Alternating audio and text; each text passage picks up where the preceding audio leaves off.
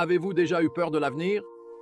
Vous êtes-vous déjà inquiété de l'inconnu, même lorsque vous savez que Dieu vous a appelé et vous a fait une promesse? Si c'est le cas, vous n'êtes pas seul. Même les héros de la foi luttent parfois contre la peur. La question est, que faisons-nous de cette peur? Comment la surmonter et marcher par la foi?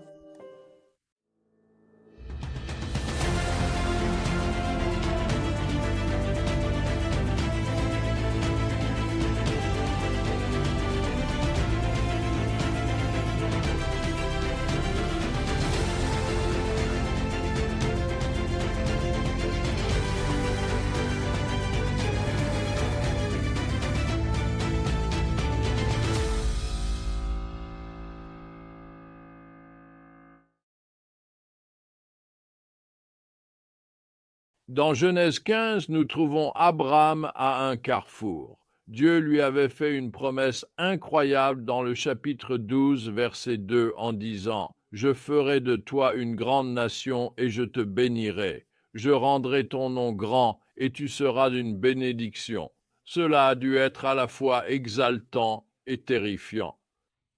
Abraham n'avait pas d'enfant ni de plan sur la façon dont cette promesse serait accomplie.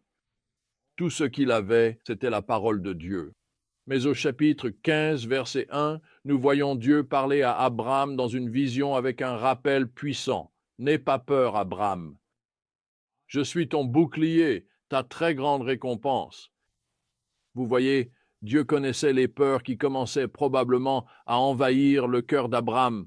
Alors, avant même qu'Abraham puisse exprimer ses doutes, Dieu lui donne l'assurance de sa présence et de sa providence.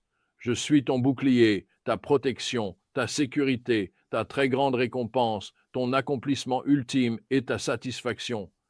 Et Abraham se montre honnête avec Dieu sur ses doutes. « Seigneur souverain, que peux-tu me donner puisque je reste sans enfant? » En d'autres mots, « Dieu, j'entends ta promesse, mais je ne vois pas comment cela serait possible. » N'est-ce pas comme nous nous sentons souvent? Nous connaissons les promesses de Dieu dans notre tête, mais nos circonstances semblent crier tout le contraire. C'est dans ces moments-là que nous avons un choix à faire. Allons-nous laisser la peur dicter notre avenir? Allons-nous choisir de faire confiance au cœur et au caractère de Dieu, même lorsque le chemin à suivre est incertain? Dieu répond à l'honnêteté d'Abraham dans Genèse 15:5 par une illustration saisissante. Il lui dit de lever les yeux vers le ciel nocturne et compter les étoiles. Si tu peux les compter, ainsi sera ta descendance. En d'autres termes, Abraham, je sais que cela semble impossible, mais je suis le Dieu de l'impossible. Tu peux me faire confiance? Dans Genèse 15:6, nous assistons à un moment clé. Abraham crut en l'Éternel, qui lui compta sa foi comme justice. Abraham a tout simplement choisi la foi plutôt que la peur. Il n'a pas du tout nié ses doutes. Il a lutté honnêtement, puis il a placé sa confiance dans le Dieu qui lui avait fait une promesse.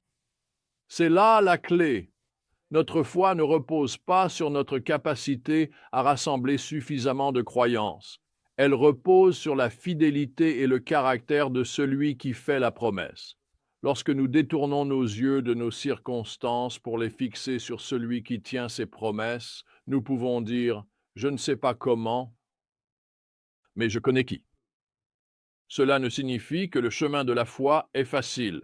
Dieu continue en montrant à Abraham les défis à venir, expliquant que ses descendants endureraient 400 ans de difficultés avant que la promesse ne soit accomplie. Mais il réaffirme aussi bien la certitude de son engagement, au versets 13 et 16. Sache avec certitude cela pendant 400 ans, mais à la 4e génération, tes descendants reviendront ici. Vous voyez, marcher par la foi ne signifie pas nier les difficultés. Ça implique faire confiance à la fidélité de Dieu durant ces épreuves. Je le sais, car quand j'étais un jeune croyant, Dieu m'a donné l'envie d'atteindre le monde et une passion pour apporter l'Évangile dans les coins les plus sombres. Ma première mission a été d'aller dans le quartier le plus criminel de Chicago et d'y partager le Christ avec des membres de gangs, des toxicomanes et des prostituées. Je n'avais presque pas d'argent et honnêtement, j'avais peur. Mais ma femme Tex et moi savions que Dieu nous avait appelés, alors nous avons obéi et nous nous sommes lancés.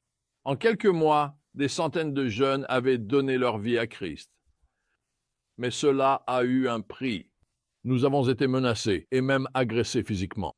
Un jour, j'ai été arrêté pour avoir partagé l'Évangile dans la rue. J'ai passé une nuit en prison à chanter et partager avec d'autres détenus, sans savoir ce qui allait se passer. Mais vous savez quoi? Alors que j'étais assis dans cette cellule, Dieu m'a rappelé qu'il était mon bouclier et ma grande récompense, qu'il accomplirait ses desseins même si le chemin était difficile. Non seulement les charges ont été abandonnées, mais nous avons remporté une victoire juridique pour le droit de prêcher l'Évangile publiquement à Chicago. Vous voyez, quand Dieu vous fait une promesse, vous pouvez vous attendre à de l'opposition. L'ennemi tentera de vous paralyser avec la peur et le doute.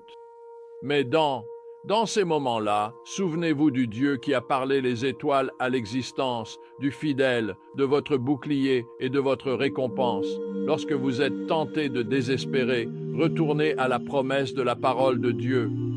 Alors, tout comme Abraham, faites simplement le choix de croire, non pas en votre propre force, mais bien dans le caractère inébranlable du gardien des promesses. Ce sera dur. Mais en fixant les yeux sur Jésus, l'auteur et le consommateur de votre foi, vous trouverez le courage de continuer à avancer. Un pas à la fois. Soyez encouragés. Celui qui a commencé une bonne œuvre en vous l'amènera à son accomplissement.